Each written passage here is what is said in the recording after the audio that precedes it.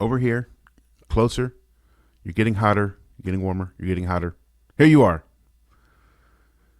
Johnny Bouchard at the 11% Pod. Thank you so much for hanging out with us and continuing to. And full disclosure, before I even start this may be the longest intro we have because this is both a conversation I know a lot of people actually want to hear and one of the ones that I was looking forward to the most. So we're in 2026 when we're listening to this, to put everything into perspective. And more than 20 years ago, I took over what was at the time called the Brady Theater. And now it's called the Tulsa Theater. And around the same time, Chad and Hunter Rodgers took over Cain's Ballroom.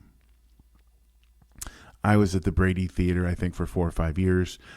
Chad and Hunter still own and operate the Cain's Ballroom to this day. And oh my God, the things they have done with that venue.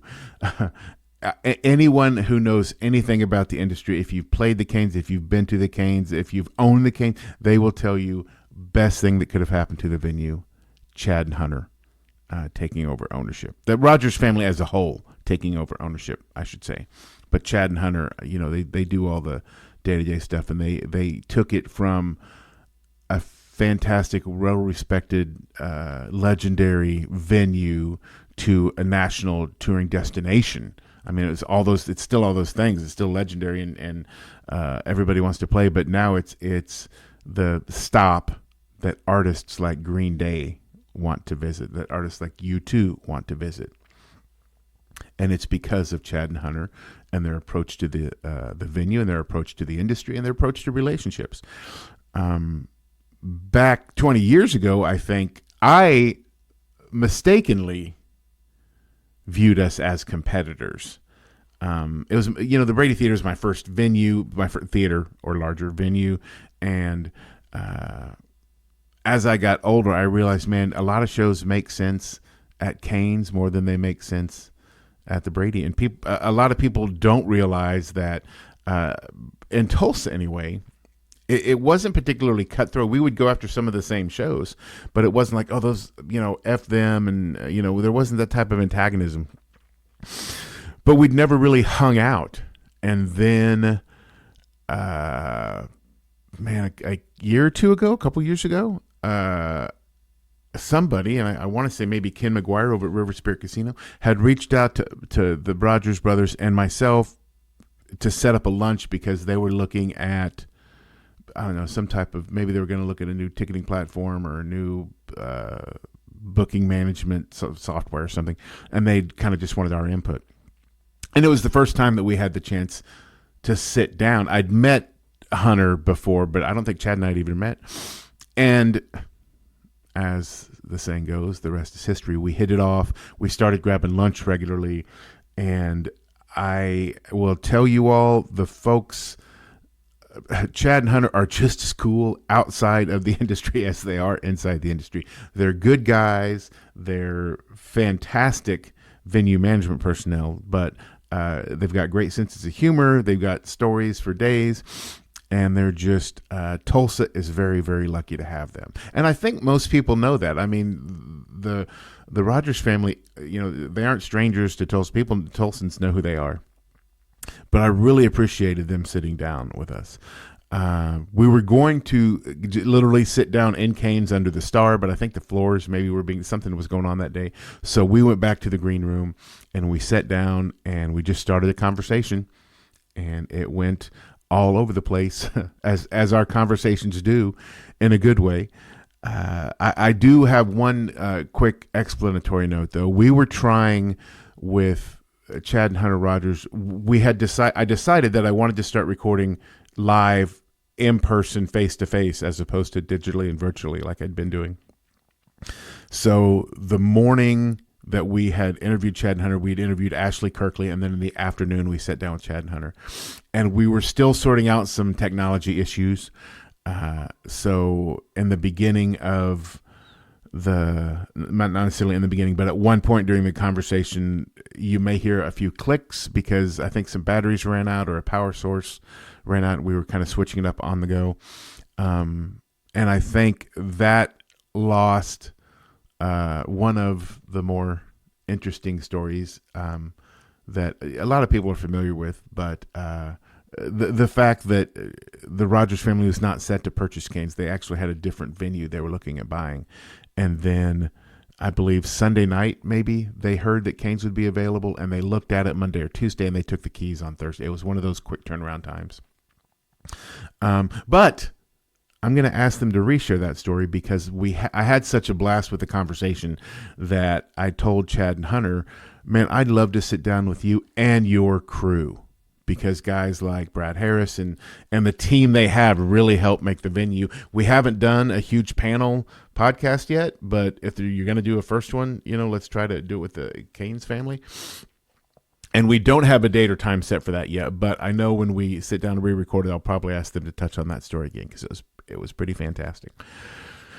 Other than that, though, how do you introduce somebody who has played such a huge role in Tulsa's music scene and continues to? They've built fantastic reputations within the industry as people that folks want to work with, as smart buyers, as wonderful, relationship builders within the community. Folks come back to Cain's year after year after year because of how the Rodgers do things. So it was a fantastic conversation to sit down with, and one that it was probably a bucket list item for me, and I'm glad I finally got to check it off. But this is Chad and Hunter Rodgers with Johnny Bouchard on the 11% Pod. Here we go.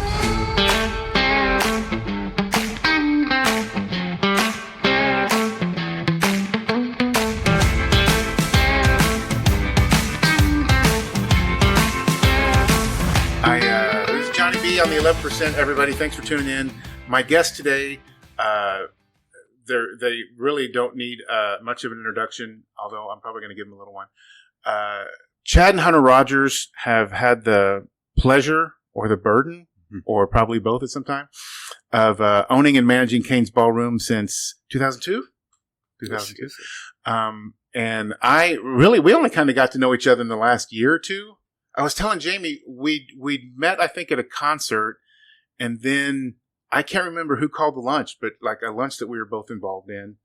And we were sitting next to each other. And you made a comment, Chad, that I'm going to dig into here when we start our first five. That I was like, oh, my God, we got to talk more about this.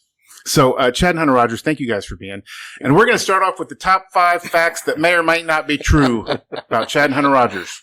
Oh, Lordy. I'm going to ask that one last. In fact, we're going to go in reverse order. Number 1, true or false? Chad and Hunter Rodgers. By the way, Rodgers is spelled with a D. For all you fans out there, please keep that in mind. Thank you. So everybody, when I tell someone that when they're getting ready to write it or whatever, they probably knew it ahead of time. It's always the people that I don't say it to that mess it up. But yeah. So spell it with a D. Yeah. Number 1, true or false? Chad and Hunter Rodgers took over the helm of Cain's in 2002, with neither of them having any industry experience at that time. Chad being 23 at the time, and Hunter being a mere 19 years old. That is very partially true. Yeah, 99% true. I wasn't involved. Hunter wasn't involved when it first started. So yeah, definitely had he was involved no in experience in terms of any national booking stuff. Had booked a few things like regionally and locally. That Tom Skinner Science Project and Brandon Jenkins and Mad Verb and those bands had played the sports bar that I kind of owned across from TU for a year or so. But that wasn't really my focus there. And so this was a whole new world. Almost all the guests I've talked to, it's astounding how high or how many of them say, I didn't know anything about it, but I figured I could figure it out. Yeah. Which I think I probably did when I was young. If you were to approach me now and say, hey, you want to take over this iconic venue? I'd be like, oh, my God. And I've got decades of experience now. Right. Yeah, it was definitely you can't just put your toe in the water. It was you're jumping fully in the water, and we're gonna have to learn really quick. We did have good people around us. Luckily Larry had left some old files around. Okay. So there were some show files that we had seen, and so had the Finnertys on previous shows that had been done here.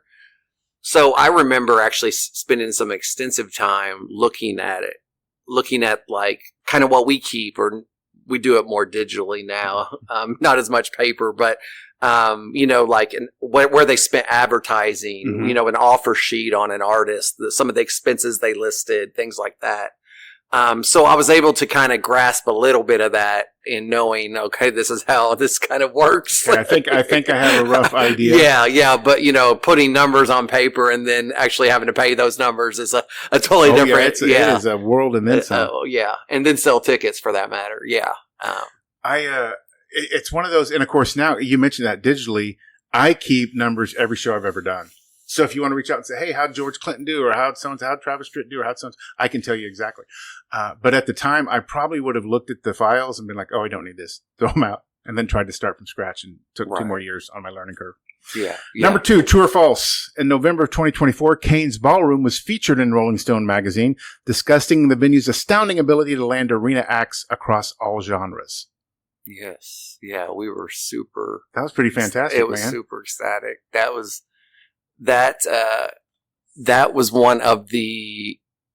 if not one of the high points, I'll say. I think one of the others I'll say that was when LA Times named us, and I can't remember what year that was. I want to say it was 21 or 22, where we were named in the top 10 music venues. I do remember that. Yeah, and we were like, I want to say on the cover of the LA Times. They sent a reporter here.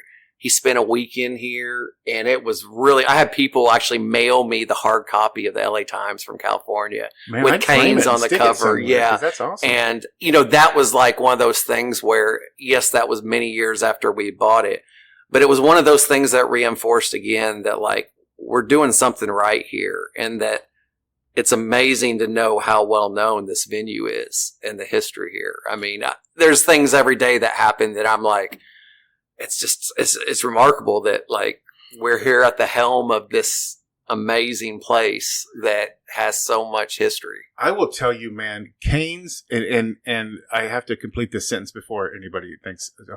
Cain's is like Oral Roberts was in the 80s, in that the further away you get from Tulsa, the bigger of a deal it is. And people, when I'm East Coast or West Coast, Cain's is probably 35 to 40% of the conversation. Every now and then it'll be like, oh, like, Seth Lee Jones, but Cain's comes up quite a bit. And I say, man, it's one of those. And by all accounts, Schaefer and everyone included, you guys taking over was, what it really needed and the best thing that could have happened to it.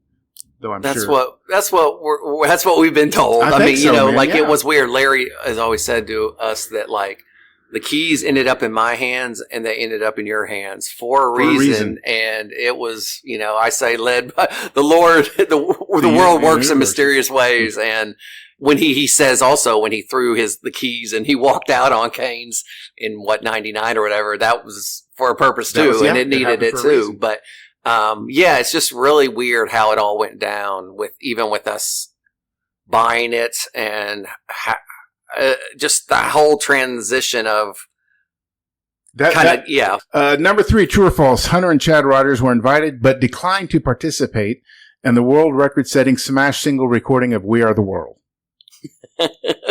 No, false. I keep asking every guest I ask that, and I've yet to find anybody who has. Though I think if they were to do it now, there's just as good of a chance as people would do it here at Cain's. Maybe that'd be really neat. You have to understand. I think I've told you this. If there's an announcement that U2 or Adele or anyone is playing Tulsa, you have to. Are they playing at Cain's? Or are they playing at BOK Center? Or are they playing? Yeah, because you guys have built that type of and we're going to talk about U2, and we're going to talk about Green Day. We're going to talk about some of those fun ones. True or false? In 2022, the Rodgers family was named Tulsans of the Year by the Tulsa World for their management and development of Cain's Ballroom as a historic venue, a concert destination, and a top touring stop for today's artists.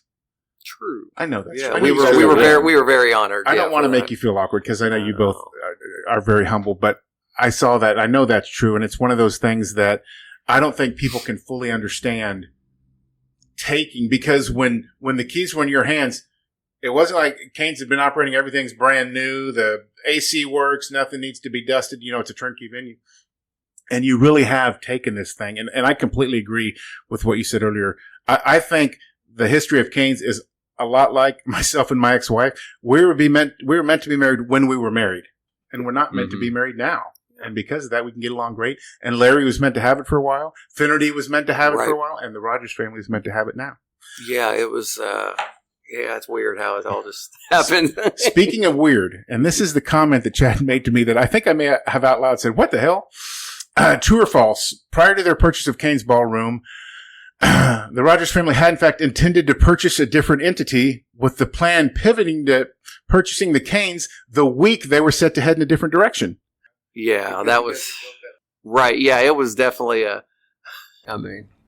yeah. But both of you kind of taking over Cain's obviously a challenge, but I don't think either one of you would really operate well in a world that wasn't with challenge. I mean, neither one of you have ever come off to me as just kind of hanging out and relaxing and letting it flow. Did you realize, how quick did you realize there's running a venue challenge? There's the responsibility of this legacy venue that's iconic, and not just Americana, but country and rock and everything else. You knew it was a challenge coming in. Did you have any idea how big of a challenge, or all the challenges maybe is what I'm trying to ask? We had zero idea. No idea that it was going to be this big of a challenge. The caretaker, the custodian of maintaining and continuing the legacy of this place, I don't think I really grasped it until the Bob Dylan and Robert Plant played here, like in 03, 04. Yeah, that was pretty early on, though. But I think and I grasped. They were super close to each other, too. They were. I think they were a year apart, actually. I think they were both in the spring, right? Weren't they both? February of 2004, and I think it was March of 05. Maybe 05. Yeah, so they're another year later. But I feel like at that point I grasped, I knew I was more in awe of Robert Plant because of the Led Zeppelin. Of course. I mean, obviously I understand that Bob Dylan's an amazing musician and historian and everything.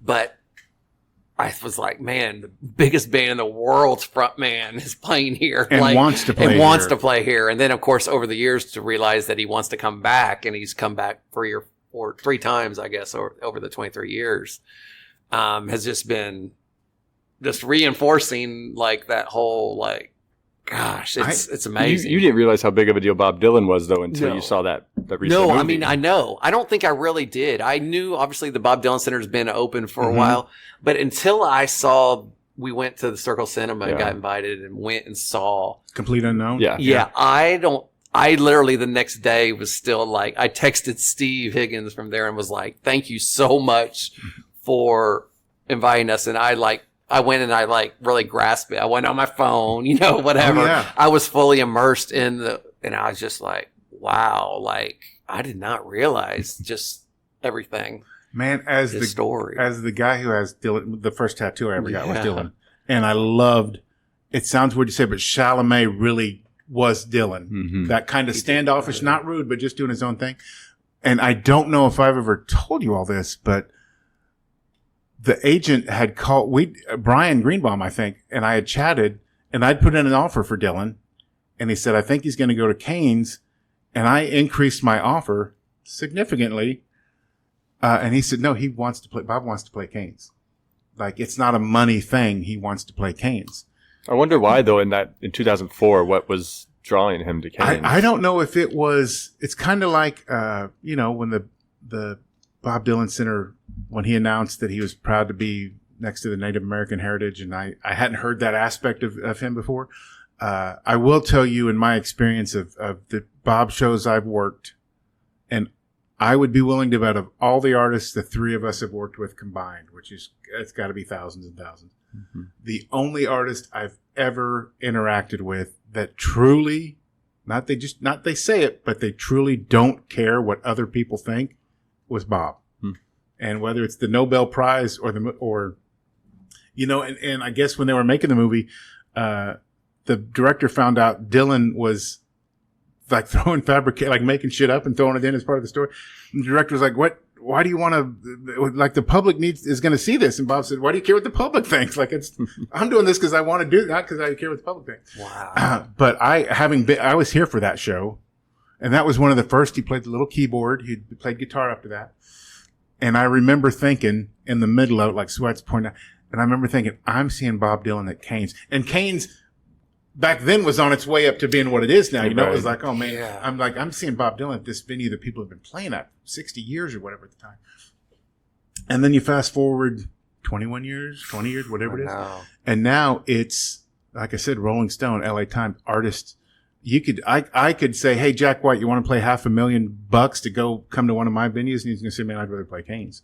And I know, Chad, you and I had this kind of conversation. You said, man, we've been really lucky. And I said, I'll give you guys lucky the first 6 months. Yeah. The 2 decades after that is you all know what you're doing. And you have the model that works well. Yeah. Luckily, we have Cain's. That's really what it is. Man, but think of how But easy we're it also would've been. very hard workers, I'll say. I Mhm. mean, and that's something I think we grasped from our mom and our dad. We're taught, like, we're nose to the grindstone, I feel like. I mean, constantly working, worried about it more than we probably need to be, just about things. But it's you can never worry too much, what they say. Man, I remember having a conversation with Schaefer one time, and he said, Johnny, how long have you been doing this? And I said, like 23 or 24 years. And he said, so you've been trying to get out of it for 22 or 23 years? And not really. I mean, that wasn't at the extent, but it took me a couple years to realize, man, I can say no. When you first start off, you're like, Yes. oh, I got to take yes. George Goober Lindsay for $100,000. Oh, I got to do it.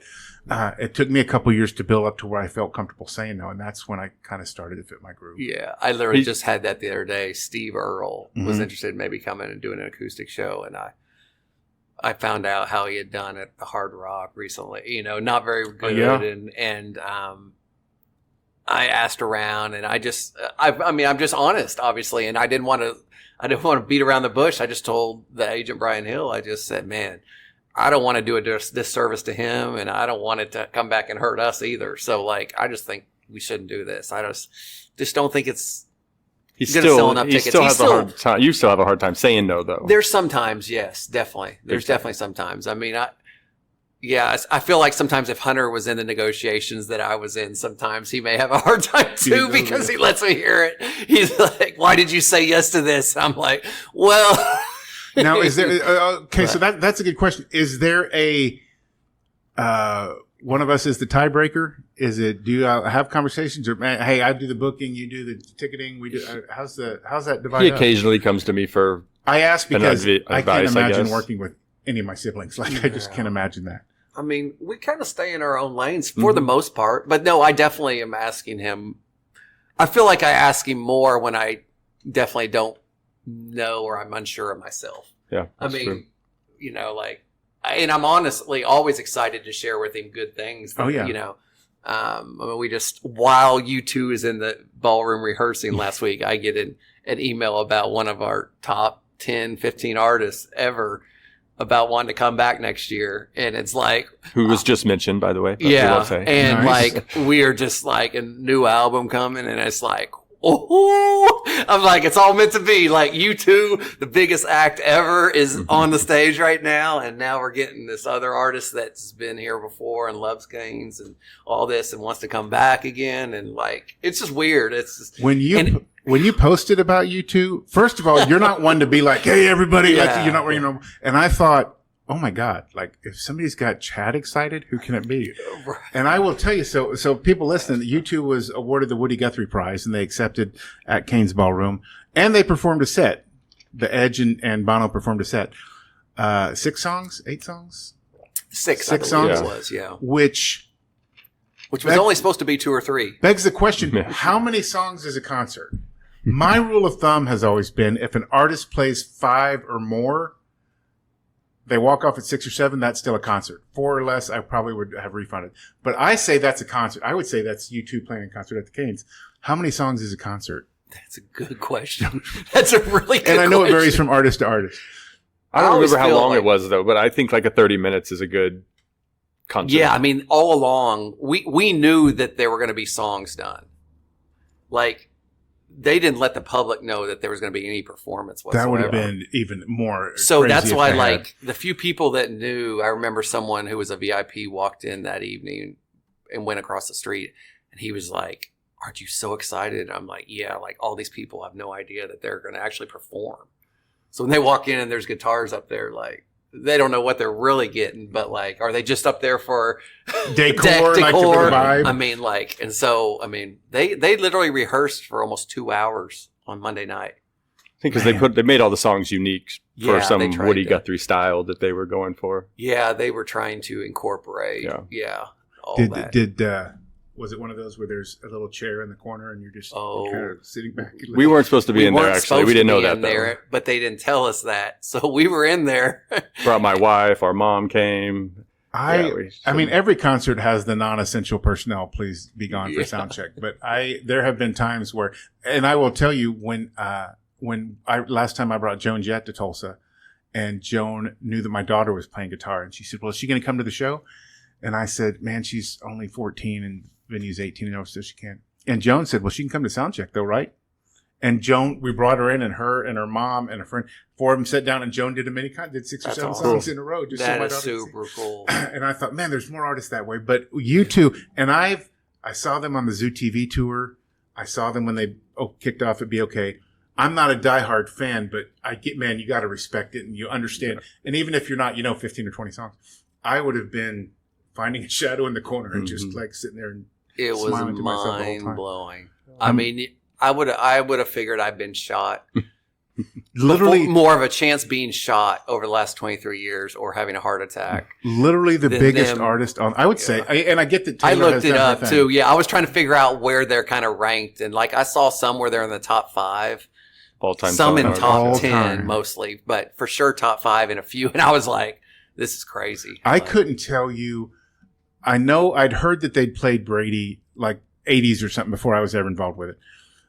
But I can tell you since they became U2, I don't know of any non-arena or non-stadium date.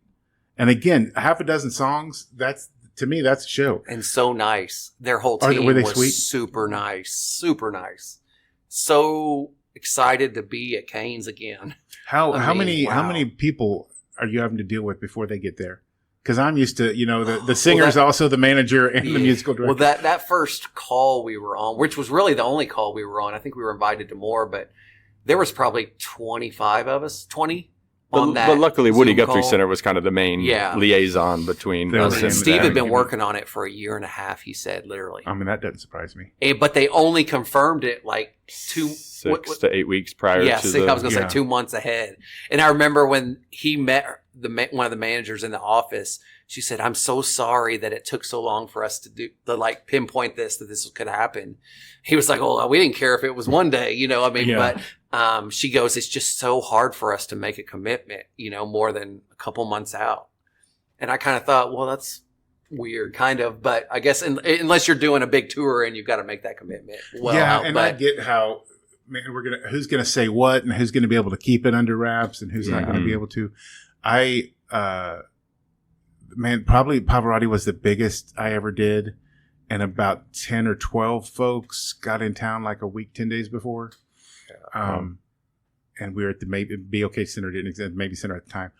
And again, super cool. And I tell people I never had really on a global, like on an arena level, I never had diva issues because their folks get there ahead of time and to make sure everything's the way they want them, Right. But I was thinking on the drive over here, literally, I was like, you two, how many people, Pavarotti had 10 or 12, there had to be 18, 25 just to get the thing rolling, and then. Yeah. I mean, and they all supposedly, that was a fun other thing, was they all supposedly took separate flights. Remember Steve said that? Oh, really? I just made it like a, picking up different people, and it was crazy. But they only brought probably 8 people with them. It was pretty small. Edge had his guitar tech, but he kind of came in on his own, I think, right? Because he showed up the day before and came down to Cain's on Sunday night.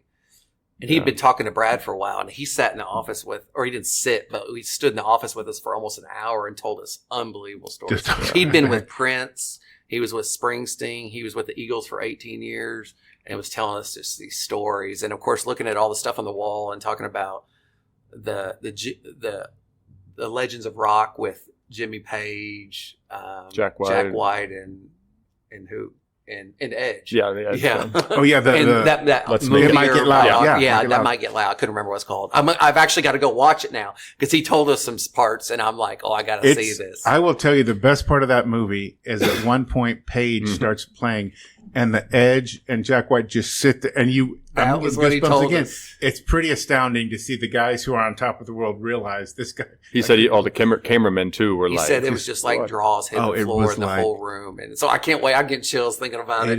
I'm going to see that. a solid one. I will tell you, man, the one time we had that moment that I can recall, this was Brady, Steve Winwood, and his band got hung up in Chicago because of storms flying out. So it was just Steve by himself. Wow. And we were kind of gathering around going, man, how do you want to do this? And I remember Bachman went, and I said, do you want to do an acoustic solo show? Do you want to send out a comedian to kill time? Because we didn't know if they were in the air or not. So they can land. And he said, I'll just start off acoustic solo. And if they land, then they'll come out and do a second half, which is what happened. But when he was warming up, I realized at one point, everybody in the venue had stopped and was just kind of staring because something cool was going on. And Bachman called a couple guys, locals whose name I couldn't recall, but one got on the kit, one got on drums, one got on bass or something. And they kind of got up there and just started jamming back and forth. And that was the epitome. Like the flight landed at 8, so he started his solo acoustic thing. And That's cool. You know, it's I don't sometimes know. it just all fits together. That's exactly and right. Like the universe, you couldn't crazy. have written it. The universe had to let it work itself out. And I couldn't tell you the days that went smooth. I'm sure there were lots of them, but you don't recall those. Yeah, right. So, who has not played Cain's that we? Well, Elvis Wright never played. I mean, I always go there. Elvis Presley, I think. Which, by the way, I've heard that, and I'm just like, how did that not happen? Because he did this part of the country a whole bunch, right? And I don't know. I like to think it happened, and it just slipped. I guess Johnny Cash never did too, but he wrote a song about Cain supposedly. Yeah, there's a song. And, we'll never know if they did or didn't. Maybe. Yeah, we probably won't. You know, rumor had it that, and as far as I know, this is just a rumor, though I think my source is pretty reliable. At one point, they were in discussions with Johnny Cash's archives. Yes. And with Roseanne, I think. And it didn't work out, or they went somewhere else or whatever. And I think they said, man, we have Woody and Bob. Like, I don't know if they were looking for a trifecta or what. That would have been. But that would have been a file worth digging through to see if, Cain's Tulsa is who. The Rolling Stones have it. And and Larry's got a good story He's on told me that. So and we always I always kept that as like in the back of my mind ever since we've owned Cain's. The ideal. Could that possibly still happen? For everybody listening, Schaefer, and you guys chime in here, had a deal, and I think the deal with the Stones, like they had to announce it at noon that day, and all tickets were going to be like $10 or something. Like I don't even know if it got that. And then it wound up not happening. But Larry had said that at one point there was a conversation, and the two big sticking points where they had to announce it day of, and tickets were like all $20, including fees or whatever. And then I don't know why it wound up not working out. Yeah, I can't remember what Larry said either, but I knew that it had something. It definitely all had to do with they wanted to play where the Sex Pistols played. Exactly right. And Larry said it was so close to happening, is what he said, and then it didn't. Man, and there's a lot of those. I mean, we missed. There were a bunch of really good shows that I was working on that when COVID hit. Mm-hmm. And one of them being Of Monsters and Men, which is a band that I like a lot and I think would do well here. And Jelly Roll in Tech Nine. Jelly Roll was supposed to play with Tech here. Nine. Blake Shelton and Taylor Swift together. Oh, good that Lord. That tour didn't happen. But I had to offer in, and that was going to happen. 04, 05. I think it was 04. I had to go back and look. But like those two together, I'm like, it ended up them being Blake and Joe Nichols. not the same. Joe Nichols and Taylor Swift, often mentioned in the same breath. Yeah. You know, Blake McDaniel, who's with Conway now, but was with CA, he did her first tour, club tour, because I had him on a couple weeks ago, and he and I were chatting, and he said, and I said, man, I took my daughter to see her in Toronto. 80 some odd trucks. I mean, it was just the scale I've never seen. I'm not saying I've never been involved. I've never seen a scale like this. And he said, man, what the reason that Eras was what it was, obviously Taylor has her gifts as a songwriter. She has her gifts as a performer. But he said, even when she was starting off playing malls and clubs and everything, the manager would go up to the fans and be like, hey, do you want to get like a birthday email from Taylor or whatever? And get the name and the number and jot it down. And jot down what they were wearing. And Taylor would call the next day and say, hey, I know it's not your birthday, Chad, but thanks for hanging out. I love that red bow you had, or I loved your purple purse or whatever. And that connection was just Zoom. And she kept it. The whole deal was, Taylor's whole thing is, you see like a Justin Bieber or a Miley, they're kind of labeled a child star. They want to break out of that mold. They start writing adult material, and I think the fans get a little left behind or confused. Taylor took everybody on her journey. And I don't think, I could be completely wrong. I don't think Eras would be sustainable as a tour model every tour they did. But it was something else. It's funny you say that. I remember there being a couple radio station people here that I knew that they mentioned something about how Taylor would always send them things like for their birthday every year. Exactly it. Yeah. They get something in the mail. So it's interesting. And it's one of those, and I've heard she's involved in the decision. She's, hands-on as much as she can be. Right. I doubt if she approves every piece of merch or something, but the Easter eggs and everything that we have going. So if both of you had to pick one artist that would play, because I had somebody ask me, is there any artist you wanted to work with that you didn't? And the only one I could come up with, I would have loved to have worked with Eddie Murphy if he had gone back into stand-up. Eddie would be great. There were twice where we were told he was going to tour and offers were put in, but nothing ever he would be great. Yeah. But is there anybody I love him, man. How fantastic would he have been? Man? He would have. And still maybe. For all it's I know. still, He still got it. That's tough. It's tough when you've had so many great artists come through. Garth never played. Did he not? No. Gosh. That is astounding. I guess I just we assumed thought he was would going to get on stage when Trisha was here, and gosh, he can't. Yeah, his security team was like, he does not want to spoil. It's her night. It's her night. I don't want to take anything away. That's what we were told, But we really thought he was going to show up, and people in the crowd thought so too. We kept getting that question, like, is Garth going to show up? As a side note, I just found a Bob Dylan CD on the ground outside of his show when he was here in 2004 that I gave to Hunter. No idea where that came from. But when he did either Shameless or To Make You Feel My Love, and he dedicated it. You hear Dylan say, this one goes out to Garth and Trish. They're not here. Don't think they're here. They're not coming on stage. They're not here. But this one goes out to them tonight. But I can see Garth wanting to not necessarily. When he did that little club, he did like I don't remember what it was called, but like a year or two ago, he ended up at the Diamond Ballroom. Well, we found out locally that it didn't come to Tulsa, supposedly in Cain's, because of a radio station. iHeartMedia was the station here, and he, with the streaming and stuff, he was against all that. Man, ended up at Oklahoma City. He's always made his stance on use of and production and everything very, very clear. I don't know. Mine's probably just to see on stage. I mean, it's going to sound weird. Probably Foo Fighters, or probably to see George Strait, honestly, up there. Oh, man. Oh, I hadn't even thought of King George. I mean, just like if I could see two up there. The Foo Fighters, I really, honestly, when we did our 100-year kind of year-long celebration, I tried like crazy to just even get anyone to listen to me. I mean, with sometimes seeing if they would maybe do something. I mean, they've recently even done some small club shows, but no one ever gave me the time of day. And it's thank you, Live Nation, and your 360 deals. Yeah, I mean, it was like. I was like, man, they played here twice before we were here. 96 and 97, I think, were the years. And I mean, he even has in one of his songs, or that was recorded, I don't know about, where he talks about how hot it is. Yeah, it was just on YouTube. Yeah. That they recorded it. Anyway. Yeah, so that's something that, I mean, and that's totally different spectrums of like the music genres of Foo Fighters and George Strait. See both of those shows. I mean, George Strait, I'll admit, Foo Fighters I'd thought of before. In fact, when Green Day, when you guys had them, I thought, man, Foo Fighters would be fantastic. Yeah. That was such a blessing too. I mean, gosh. and Hunter, we're going to get back to your artist, but how did Green Day come about? Man, because to the public, it felt like one of those, hey, the show's tonight. Like it was. And it kind of, I mean, we knew. So it was really interesting. I got an email from an agent.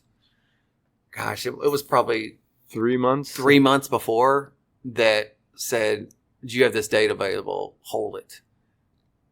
And I'm like, "Okay, it's available. Who do I need to hold it for? Don't worry about it. It's something huge. Just hold it, And I'm like, come on. Like, so it passes a little bit. I have to send over our production manager stuff and our tech packets and all this. And then Brad, our production manager, is back home in Idaho, and he gets a phone call. And it's like, the guy's like, "Hey, this is so-and-so with Green Day. How you doing? Everything looks good." Brad's like, "You got the wrong number." Yeah, he's kind of like, "What are you talking?" He's like, "Well, we're excited to be coming. We're excited to see you in a few weeks or months, whatever." I can't remember exactly the timing of it. And Brad's like, "Okay," and Brad basically is like, "Okay, just let me know if you need anything." He plays along like he knows. Like he's and then all of a sudden he calls me and is like, "I just talked to Green Day's guy. Are they coming?" And I'm like, because after they asked me to hold it, I start going through the artist roster. And I'm like, who is this? Like, who could it be? Plug in. Who is and so my mind's just running because I'm just that way. And so when Brad calls, I'm like, holy, it's Green Day. And so then I go back to the agent and I'm like, well, I know it's Green Day. And he's like, well, you spoiled it. Keep it quiet. It was actually a she. And she's like, keep it quiet. This is what they're looking at doing. They had been rehearsing, I guess, for their whole tour at the BOK Center. So it made a natural fit that they wanted to do something. I guess they supposedly maybe do that with a lot of their tours and towns. Before they kick off these national huge tours, world tours, rent a hall. They supposedly do a smaller show places. Kind of warm up. And so, yeah, we luckily happened to be the ones that got it. I mean, but I don't, they could have gone to Brady. I'm just glad they came here. Man, yeah, it was nuts. And then, of course, 2 days before, we're coming out of COVID at this time. This was in 21. July of 21. Yeah, we're coming out of COVID, and no one's really even talked much about COVID because things are kind of reopening. And then all of a sudden we get a call and they're like, well, we may have an issue. We got to make sure everyone's vaccinated. It's like, oh. We'd been doing the vaccinated or negative test, but they were strictly vaccinated. So all of a sudden then Hunter, luckily, we had to find some helpers to help check IDs and, with vaccination cards. And it became a whole deal, and, everyone outside, and the tickets, like I think you said, they went on sale. Was it the day before? Yeah, noon the day before. Noon the day before. So at least we had a little bit of time, but it was no name changes whatsoever, all this stuff. So it was everyone, we had to have different tables out front. It just made everything pretty complex. Oh yeah. It wasn't, and especially just knowing they're there. But I mean, it was a great time, and their people were great. And we actually we didn't really put out a lot of those posters. I think we had a guy working for us at the time that had come up with some artwork for the show, and he used the Sid Vicious Hole in the Wall as the artwork for the Green Day poster. That makes sense. And Billy Joe and the team loved it, and we printed them a bunch of posters. And then while they were here, they went a few nights later to kick off the actual big tour at Globe Life Field. And while they were here, they sent our runner and they had us print up all these posters from former shows at Cain's that were done by punk rockers. So NoFX, Rancid, all these bands. X and whatever. Yeah, all these. And they used them on their stage decorations at all. No, in the green room. Was that the green room? They used them in their green room. I'm thinking someone different than with the other. Anyway. They decorated our stage with our memorabilia. Because it was going to be visible on YouTube and blah, blah, blah. But they took our show posters on the road with them for their green room. To make the green room feel, when they're getting ready to do their thing, they want to be surrounded by Cain stuff. How badass is that? I thought that was we never saw photos if they actually were used, but they definitely took all the posters with them. Man, that's worth making a call. Surely between the three of us, one of us where we can call and be like, hey, I will tell you, I don't know if we've ever had the weirdest backstage conversation. The only really, truly, I don't understand this at all request Tom Segura, every light backstage has to be a red bulb. And it is cool for about 5 minutes, and then it starts to, what's going on here?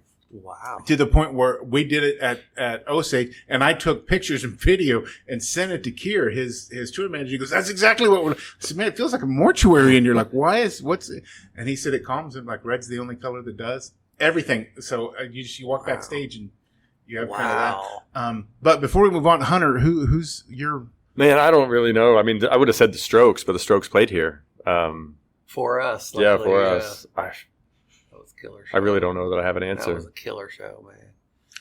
Taylor Swift, how about that? I mean, it would not surprise me if she said, hey, I'm going to come out and I'm only going to do historic venues, and I'm going to do... That'd be awesome. They did send a signed photo or signed CD back in, probably around that time you talked with Blake Shelton, but they sent one to the venue. It was a signed CD with like promotional materials. Yeah, she understands the marketing, internal and external. Yes, she does. Got a good team. She gets it. Too. I'm assuming, speaking of Green Day, I'm assuming the hole in the wall is the most requested. Like most definitely, people want to see. Yeah. Full disclosure, never actually seen it myself. Oh wow! Well, I know everybody, and isn't it framed or it's in a frame, but it's not protected. So. But there's like a frame around it where. Yeah. So good story is when Bono and the Edge were in the office with us. Bono hands me his cell phone and says, "Hey, will you take a picture of me with the pole?" And so I get the cell phone like I've never used it before. You're trying to figure out what a phone is. You know, like I take two this way. I'm like, I'm going to take two this way too. Which way do you want it? You know, like I'm taking pictures and I kind of hand it back to him. And Hunter's like, I've never seen someone act like they've never seen a cell phone before. Now, did he take him or did he go, okay, and then hand Hunter the phone and say, why don't you try Yeah, no, I think he approved of them. Yeah, we'll see. I kind of wonder if he'll ever post them, but I got he was going like, he was going like this next to the fist and like with his fist up. And it was pretty cool. He was really getting into it. Are there a lot of artists that want to like put the fit in? They do. Yeah, a lot of them will take pictures. A lot of them don't come up there though, honestly. I think they don't feel like welcome, you know. It's weird. It is kind of on the other whole side of everything. Mm-hmm. So it's like you got to find them at the right time. Like luckily they were sound checking again on the day of the show and they kind of came up there, especially this big artist like there's certain... Like, did you bring Josh Abbott in there recently? And he was like, I've never been in here. I do. Yeah, that was really odd. 10 times over the that was really odd. He was like, I've just never felt come up there. I'm like, dude, like the office is the greatest. Like, I mean, people like love that office. Like there's so much walking around. I mean, there was someone from Billboard magazine there for you too. And Rolling Stone. It's just, I mean, they just like, this office is amazing. You know, Irving Azoff was here at the U2 event. No comment. Condolences. Yeah. I will tell you, man, I had Tommy Tykiff was my third or fourth guest, and Tommy is over Ticketmaster Europe. I think their operations over there. And I told him, I said, man, we're not going to talk about Ticketmaster. We're not going to talk about Live Nation. We focus specifically on Pavarotti and the show that he and I did together. But it's one of those deals where I'm sure Irving's a fine guy. Right. Mm-hmm. But I'm sure Michael Rapinoe's a fine guy. But it's kind of like, I've never met John Landau with Springsteen. I've had some interactions with him because Harvey is the one who discovered it. I'm sure John's a good dude. But yeah, Irving Azoff. Yeah. If he were to walk in here right now and you'd be like, hey, Johnny, this is Irving, this is Johnny, he'd be like, hi. Yeah. He didn't seem impressed with Cain. No, he did. He also said he'd been here like 20 times.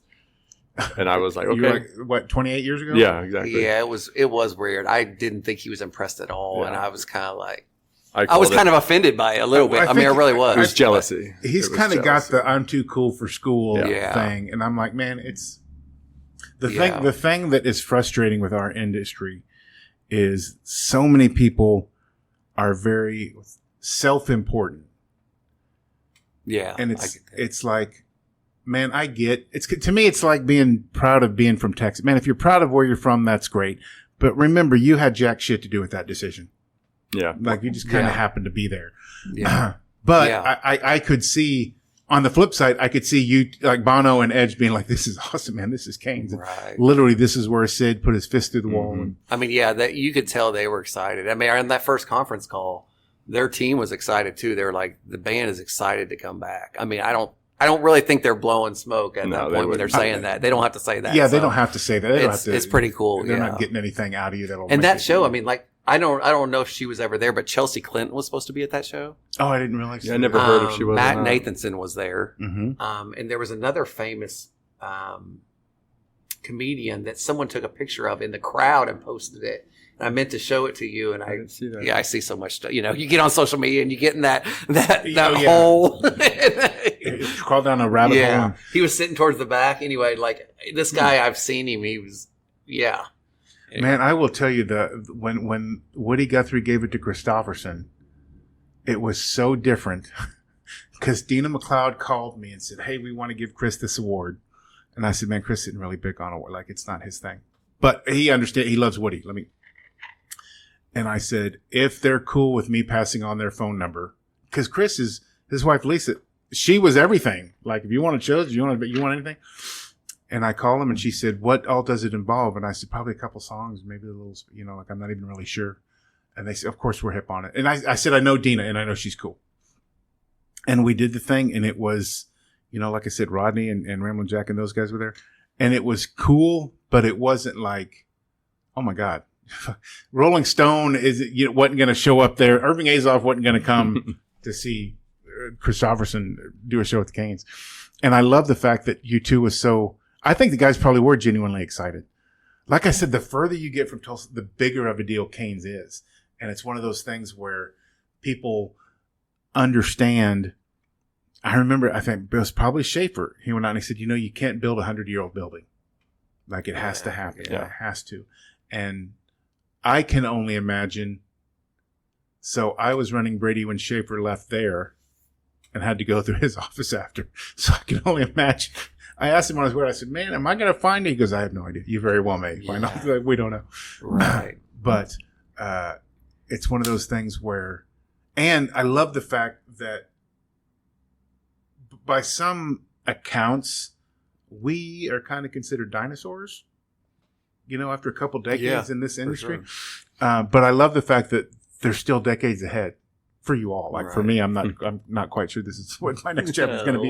We'll see, right? Ask me we tomorrow. Just want to wake up tomorrow, exactly right? I mean, that's what Ask me tomorrow and see what it is. But is there anything that you all can think of before we shift over to our final fucker?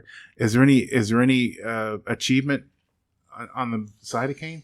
And to be fair, I don't even like the way I just asked that question, because you guys have done so much. I mean, literally, usually you have a historical venue or a destination stop or a cool ride. You don't have all three things at one time. And you all have managed to take something that was already fantastic and literally enhance it. Well, I think that was, I remember that there was only one bank that was willing to give us a loan when we bought Cain's.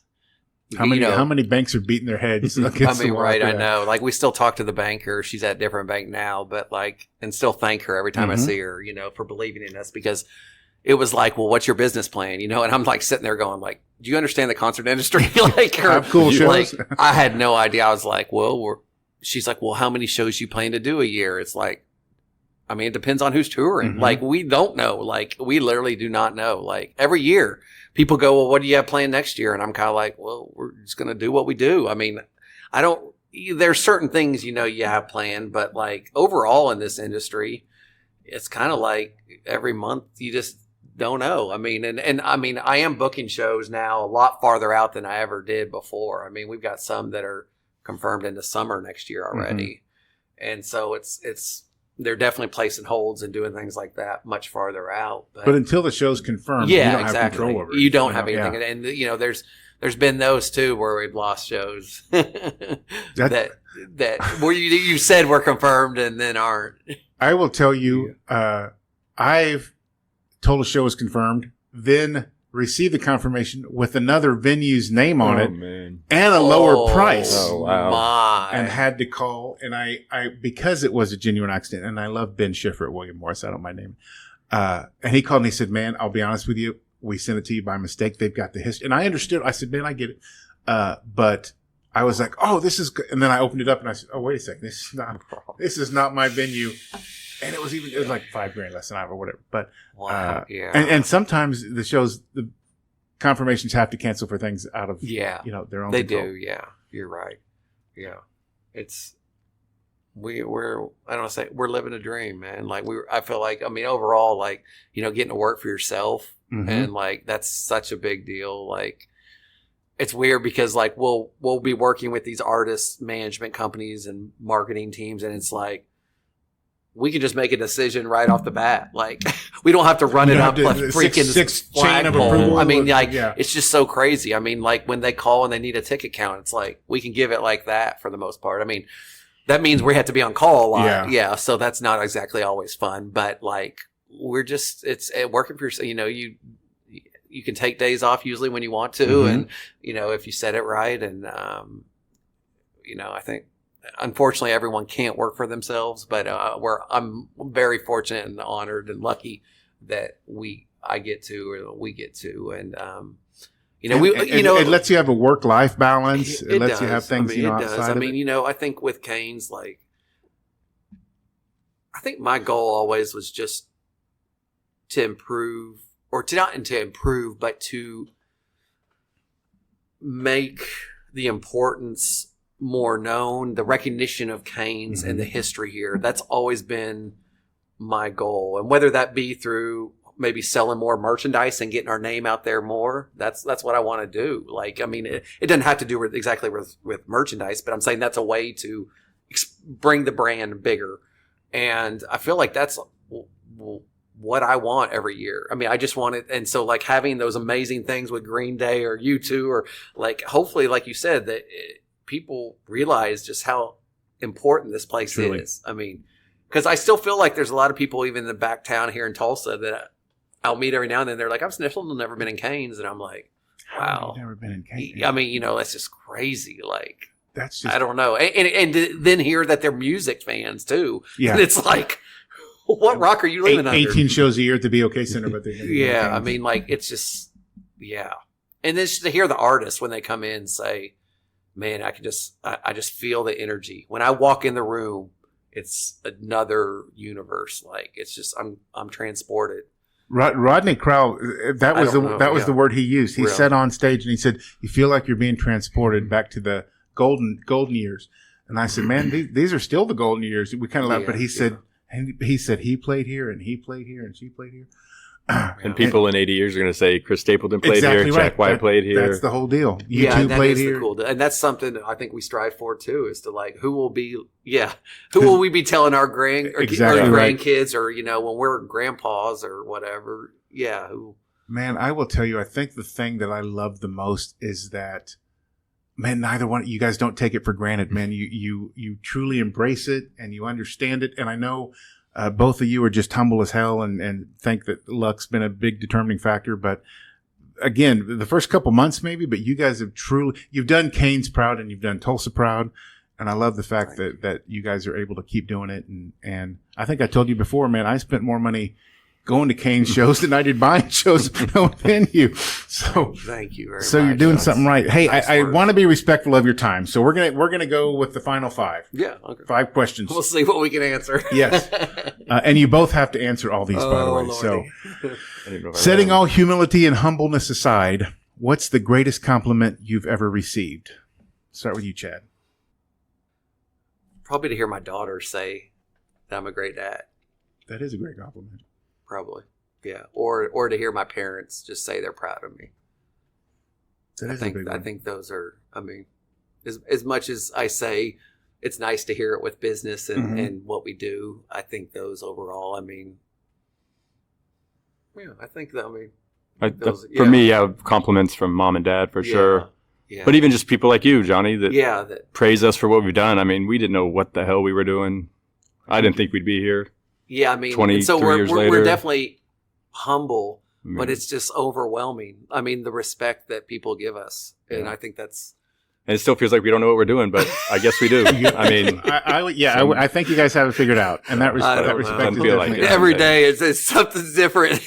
I used to my guideline used to be I'd ask somebody if they had things figured out, and if they went, yeah, I do. I knew they didn't. But if they would have no, man, I'm still kind of figuring out as I go along. I was like, okay, they've probably been a vet for a while. Yeah. I love that. I will tell you, the best compliment I ever got during that Joan Jett show, my at the time 14-year-old daughter said, "You have a pretty cool job, Dad. That's pretty neat." And I was like, "Oh man, my girls are as good as it gets." Mine are now 21 and 19, and for many years I don't think they realized kind of the job. They realized kind of what you do. Yeah, I really don't think they still do. Hunter doesn't know if they do, but I feel like they do. I feel like they realize how cool it is, for sure.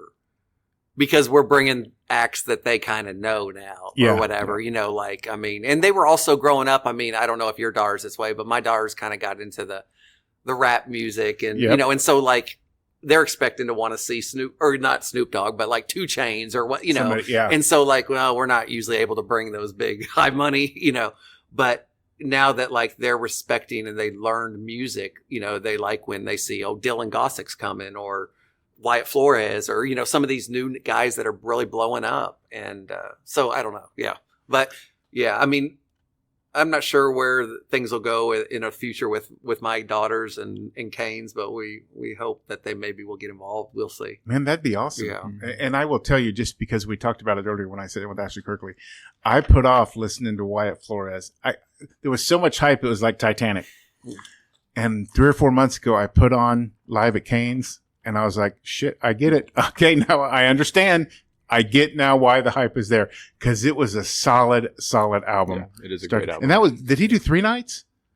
He did 2, but the very first was, it was a seated, like. Yeah, it was like a Q&A. Yeah, Q&A with Josh Crutchmer. For that Red Dirt book. Yeah, that's so right. we were shooting for 3 nights and then that kind of. I don't know. Sometimes I think, man, these artists, 3 nights in a row might be tough. I don't know. Have you guys ever had somebody do 4? Mm-mm. Three? Oh, yeah. And we just announced one for 3, that Ethel Cain in May of next year. And our producer Jamie is celebrating over there. You're looking at the original Ethel Cain fan right there. Okay, yeah. Well, that's great. I mean, there's been lots of lots of support and excitement already. So, but when I went to them, I said, only the Raconteurs have ever done 3 and no one's ever done more than. So she's doing the same as the Raconteurs. I mean, we tried to get Hudson Westbrook, who's playing New Year's Eve and the night before this year, to do 3, but things just didn't work. Yeah, he stuck to 2, which is fine. We'll take it. Great. Yeah, we'll take it. Yeah. Question number 2. I think I may know the answer to this one. How long were you in your chosen career before you realized you could actually do it and make a living at it? Chad, we'll start with you.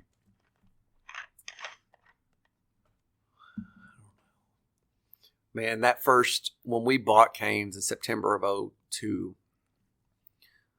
and then we shut down in May of 2003, until we made those first few months of that first show, we co-partnered the first show because we bought Cain's and America was booked here, and we had already bought it. So like the closing happened before that show played. So we basically took half that show. Yeah. And of course it lost money with affinities. Yeah. Yeah.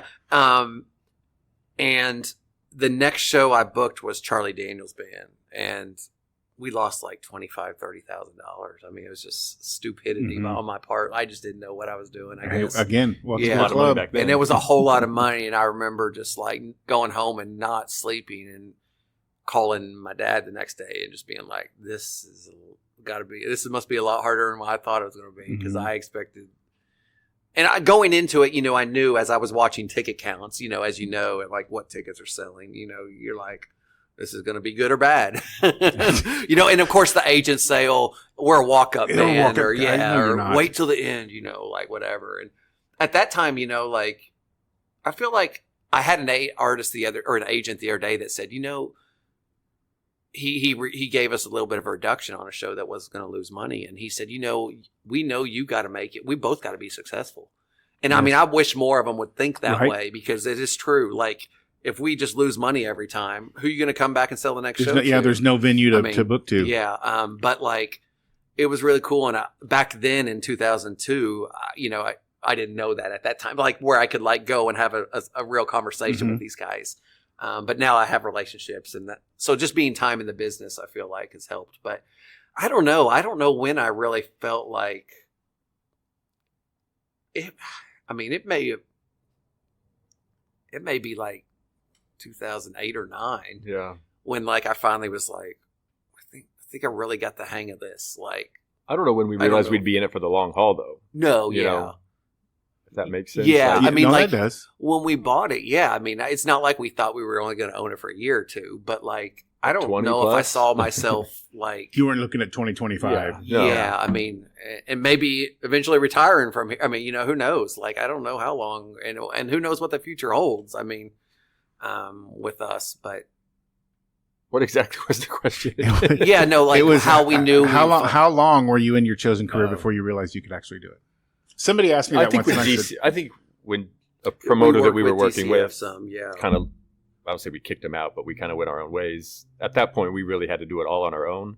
You're at the point where you said, "Hey, we got to bring this all in house." So he started. We realized, that we didn't need him. I hate to say it like that, but like, well, until the relationships are built, you do, and once they are, I mean, it was just like, and we were getting taken advantage of. Yeah, we were definitely no doubt about that. We were definitely getting taken advantage, but.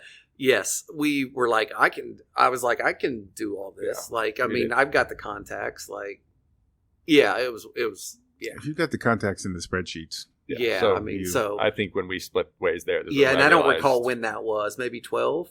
I think it was before that. You do? See, that's why I was thinking maybe 9 or 10, 8. I don't know. But would be my answer. Yeah. It was, man, I normally tell people like 5 to 6 years. But sometimes I'm like, I'll let you know if it happens because it's still. You got to realize nobody can plan for a COVID. Right. I remember in 2009 when people stopped going to concerts. We're like, oh my God, we're going to be able to do this. I mean, I'm hoping that's not where we're headed here. Yeah, knock on wood.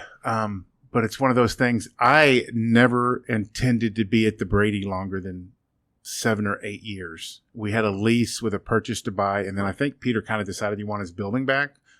Wasn't really involved in the conversations because it was a few rungs up the ladder. But I said, okay, like I'd done theaters and then I wanted to do arenas. And the Mabee Center wanted to develop a market before BOK came in. And I went to Oral Roberts University when they were they had the issues in the late aughts and early 2010.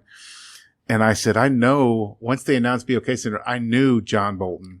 And I said, taking him, our best move is to not do concerts. It really isn't because you have casinos coming in and you got Tulsa Theater, and they did them. I think they're doing concerts again now, but for 10 or 12 years, I did notice that. I was like a lot of tributes. Kind of just going like, I'm not sure. And again, it feels like they're trying to test the waters and you can't do that here. You can't just stick a toe in. You got to dive. No, you're right. You dive straight in, boy. Sink or swim. But looking at that poster though, DCF was here in 2013.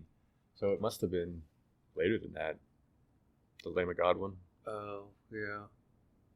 So maybe it was later than I thought. I mean, I think, while he was here, we realized. For a while, we just remember because initially it was like, I think we let him rent the room. Yeah.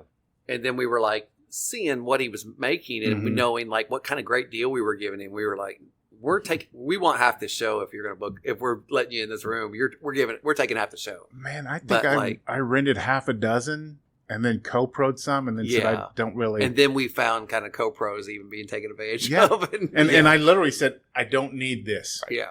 If it was something I needed, okay, I'm making less, but I don't need it anymore. Right, yeah. And at that point, luckily, you all had just come in. The casinos weren't around yet. So folks were calling Brady is what I'm saying. My phone was ringing. Yeah. But, at least 5 to 6 years. Number 3.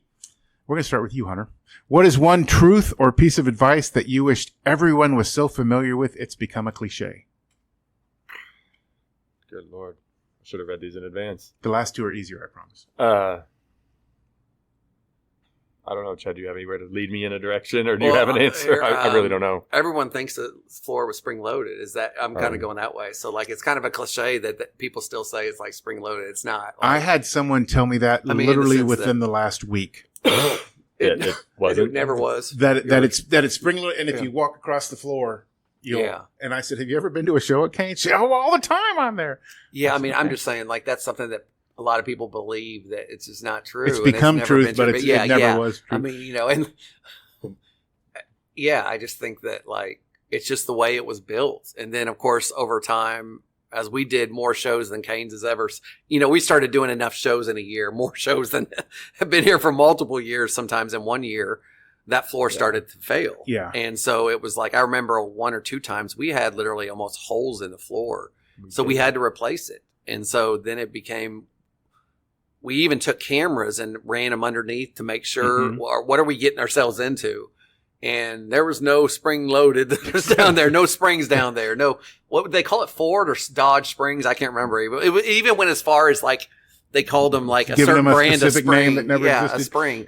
And, we went down there and had none. It was just, those piers were so far apart and the 2x4s were running and flexing so much that it was just, so, I think that's probably what I would say. I mean, just. And that the business is easy.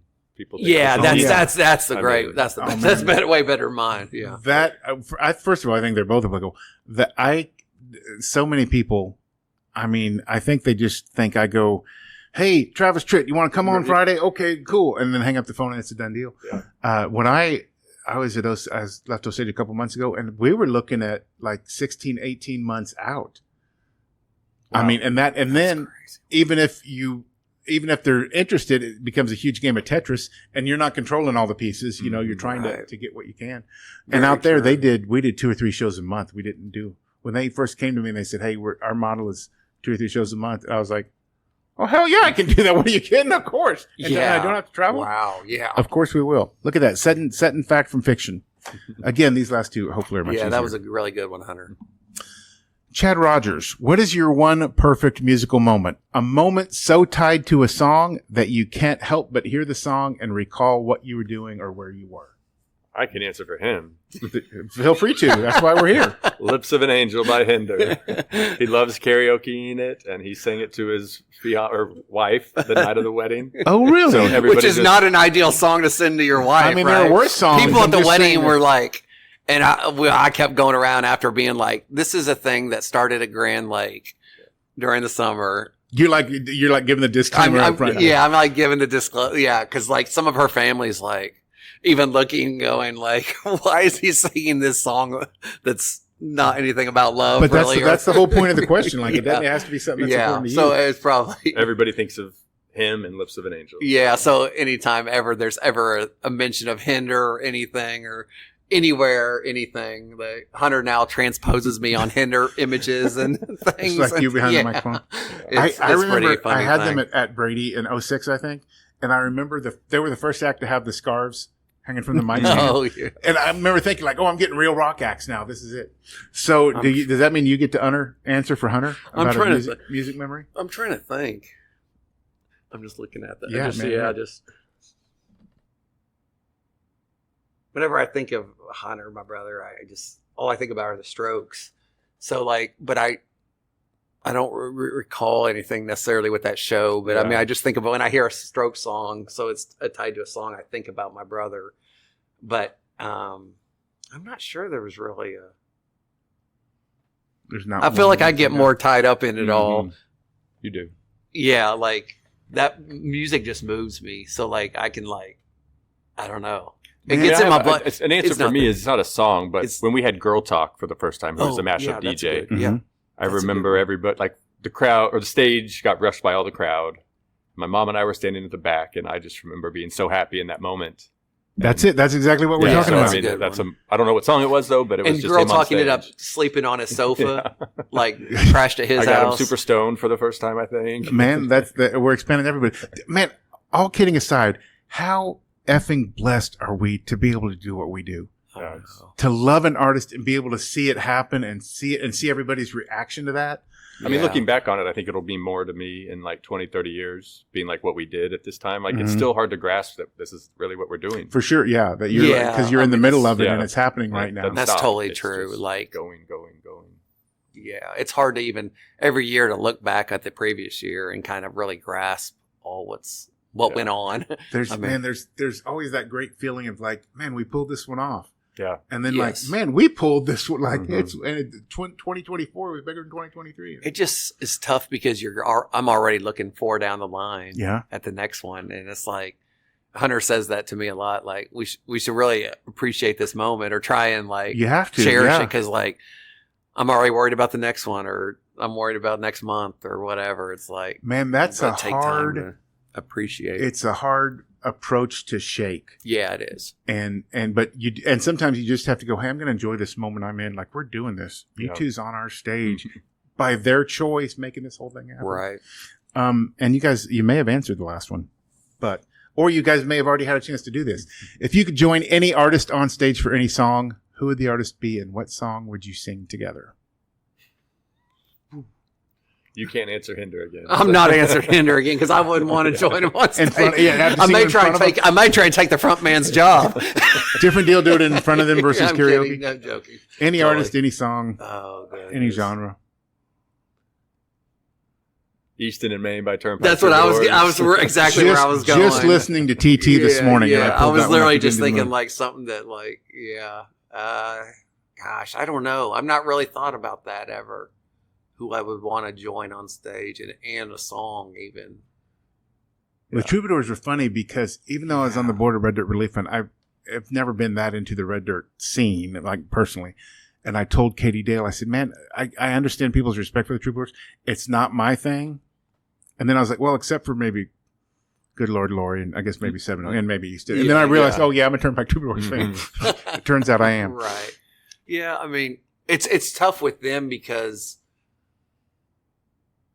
I feel like they're good friends. Mm-hmm. I mean, we've known them for so many years, and so like they're like a part of the fabric. I don't want to say that like I may pick another artist that is really out of reach when you ask that question. Like that, it probably will not ever happen. So who is that person? I'm going to send this to Evan. Yeah, no, please do. I hope so. Hopefully, Evan will draw me up on stage, right, and I'll sing something. But no, I mean, we love Evan and the band, and I'm super excited that. They've all got, Evan's gotten on the right path and that they're all doing such amazing things right now. I mean, they've always done amazing things, but that they're all in a healthy spot and just rocking it, like representing. They deserve all the success that's coming their way. They do. And you have to have some speed bumps. You have to have some challenges and the kind that require you to go, hey, maybe it's me. Maybe I need to change the things I'm doing. Mm-hmm. And when you do that, wowzers. Yeah. I will tell you, and we talked about this earlier because I was sitting down with Ashley, Wyatt Flores in the next 6 to 8 years is probably going to have a phenomenal output. Artists like 26 to 30, 32 tends to be when because you figure out who you are at 28 and then you start. He's going to have a phenomenal output, and I could never fathom sitting down with like 5 other people, being like, "Let's create." It sounds weird. People think you're in the music industry, and I go, "I could never write a song. Couldn't sit down and create something people are going to be singing 6 decades from now. I could never do it. Right. I could try to create a moment that allows you to enjoy it." But to have those guys, my daughter blew her mind. She can't fathom John Fulbright as part of Turnpike Troubadours at all. Because like he does his own thing. And and when I said, man, that's how like John got started. And she was just like, wait, what? And she's, my daughter goes to Riverfield. So she's here once a year doing her thing. Yeah.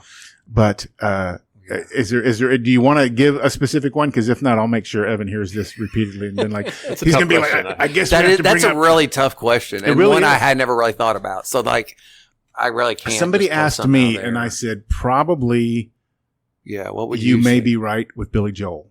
I love that song. It gets me going when I'm not.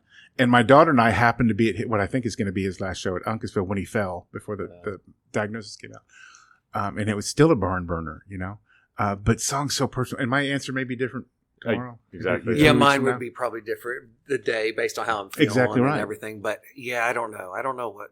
I'm going to think about it, though. I'm going to tell you the next time I see you. So we need to have Hinder cover some Turnpike Troubadour songs.